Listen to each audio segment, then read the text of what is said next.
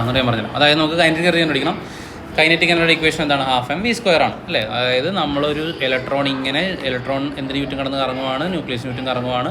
M മാസുള്ള electron V വെലോസിറ്റിയിൽ കറങ്ങുന്നു. Okay, അപ്പോൾ നമുക്ക് ചിലപ്പോൾ നിങ്ങൾ ചോദിക്കുന്നത് find the kinetic energy of an electron in A hydrogen atom in its first orbit എന്ന് പറയുമ്പോഴേക്കും അവിടെ ഹൈഡ്രജൻ ആറ്റം ആണ്, ഇസഡ് 1 ആണ്, N 1 ആണ് എന്നൊക്കെ എടുക്കണം. അതിലേക്ക് നമുക്ക് എത്താം.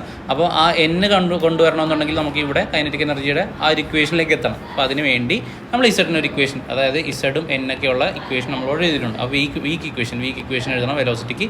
അവിടെ ഇസഡും N ഒക്കെയുള്ള ഇക്വേഷൻ നമ്മൾ ഓൾറെഡി വീട് എഴുതിയിട്ടുണ്ട്.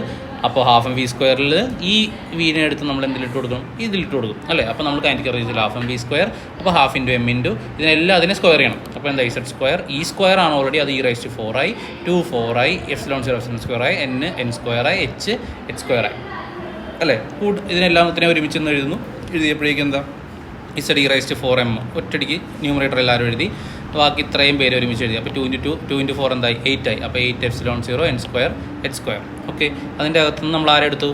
കോൺസ്റ്റൻ്റ് ആയിട്ടുള്ള ആൾക്കാരെ, എല്ലാ ആറ്റത്തിനും കോൺസ്റ്റൻ്റ് ആയിട്ടുള്ള ആൾക്കാരെ പുറത്തേക്ക് എടുക്കുകയാണ്. അപ്പോൾ എല്ലാ ആറ്റത്തിനും കോൺസ്റ്റൻറ്റ്. ഇസഡ് ആറ്റങ്ങൾക്ക് അനുസരിച്ച് മാറും അല്ലേ. ഹൈഡ്രജൻ ആറ്റത്തിനുള്ളതല്ല ഹീലിയത്തിനുള്ളതല്ല ലിഥിയത്തിന്. കാരണം എന്താ? ഇസഡ് എന്ന് പറഞ്ഞാൽ അറ്റോമിക് നമ്പറാണ്, അത് 1 2 3 4 എന്ന് പറഞ്ഞ് മാറും. അപ്പോൾ ഇസഡ് കോൺസ്റ്റൻ്റ് അല്ല.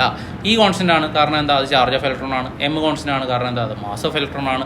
8 നമ്പറാണ്, അത് കോൺസ്റ്റൻ്റ് ആണ്. ε0 കോൺസ്റ്റൻ്റ് ആണ്. N എന്ന് പറയുമ്പോഴേക്ക് ഓരോ ആറ്റത്തിലെയും ഓർബിറ്റിൻ്റെ എണ്ണത്തിനനുസരിച്ചും മാറും അല്ലേ. അപ്പോൾ N കോൺസ്റ്റൻ്റ് അല്ല. H കോൺസ്റ്റൻ്റ് ആണ്, അവരെയും നമ്മൾ മാറ്റി. അപ്പോൾ കോൺസ്റ്റൻ്റ് ആയിട്ടുള്ള ആൾക്കാരെല്ലാവരും നമ്മൾ മാറ്റി എഴുതി. ബാക്കി Z²/N² മാറ്റി എഴുതി. ഓക്കെ, അപ്പോൾ അവിടെ നിന്ന് നമ്മൾ കൈനറ്റിക് എനർജി പ്രപ്പോർഷണൽ ടു, അതായത് ഇത്രയും ആൾക്കാർ കോൺസ്റ്റൻ്റ് അല്ലേ. അപ്പോൾ കൈനറ്റിക് എനർജി എന്തിനനുസരിച്ചാണ് കൂടുതലും മാറുന്നത്? Z²/N² അനുസരിച്ചാണ് കൈനറ്റിക് എനർജി ചേഞ്ച് ചെയ്യുന്നത്. അപ്പോൾ കൈനറ്റിക് എനർജി = 13.6 × Z²/N² ഇലക്ട്രോൺ വോൾട്ടിലാണ് എനർജി ഇക്വേഷൻ എഴുതിയിരിക്കുന്നത്. ഓക്കെ, കുഴപ്പമില്ലല്ലോ.